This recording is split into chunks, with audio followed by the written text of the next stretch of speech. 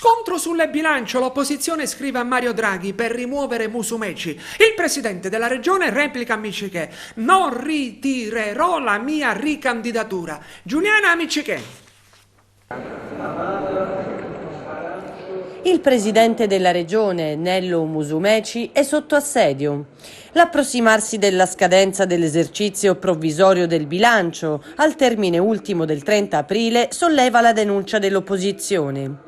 Il Partito Democratico, Movimento 5 Stelle e 100 Passi di Claudio Fava hanno scritto al presidente del Consiglio Mario Draghi per chiedere, si legge, di valutare l'avvio del procedimento di rimozione del presidente della regione e di scioglimento dell'Assemblea regionale per atti contrari alla Costituzione ai sensi dell'articolo 126, ovvero l'articolo sui casi di rimozione del presidente della giunta regionale. E poi spiegano perché.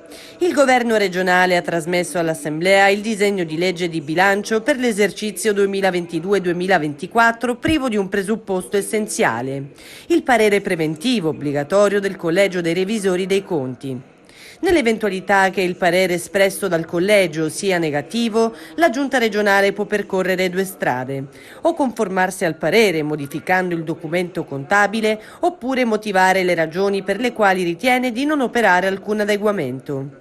In entrambi i casi, all'atto della trasmissione del disegno di legge all'Assemblea, il parere deve essere già stato espresso. Ebbene, alla vigilia della scadenza dell'esercizio provvisorio, il bilancio non è corredato dal parere del Collegio dei Revisori. Si prefigura, dunque, la violazione delle norme di attuazione dello Statuto, ma soprattutto l'impossibilità di pervenire all'approvazione del bilancio di previsione 2022-2024 entro i termini perentori del 30 aprile. Infatti, anche a prescindere dai tempi necessari affinché il Collegio dei Revisori possa fornire il proprio parere, è la stessa procedura dettata dal regolamento interno dell'Assemblea per la sessione di bilancio che non consente di contrarre i tempi per l'esame e la discussione dei documenti finanziari da parte, prima delle commissioni legislative e poi dell'Aula. Non ci sono più le condizioni affinché la Regione siciliana approvi il bilancio di previsione entro la scadenza dell'esercizio provvisorio, con conseguente gravissima violazione dello Statuto e della Costituzione.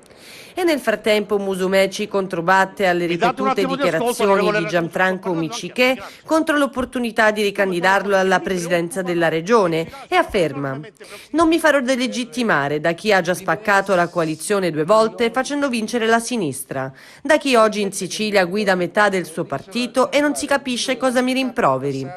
Per me il centrodestra è un valore e un ideale. Se sarà diviso, ognuno si prenderà le proprie responsabilità. Questa situazione fa male al centrodestra, che sta dando uno spettacolo indecoroso.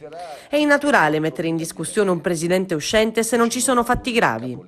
Se non dimostreranno che sono socio di Matteo Messina Denaro o che, a differenza di quanto mi risulta, esistono candidati più competitivi di me, io non ritirerò la mia candidatura. E consentiremo al cittadino utente, all'amministratore.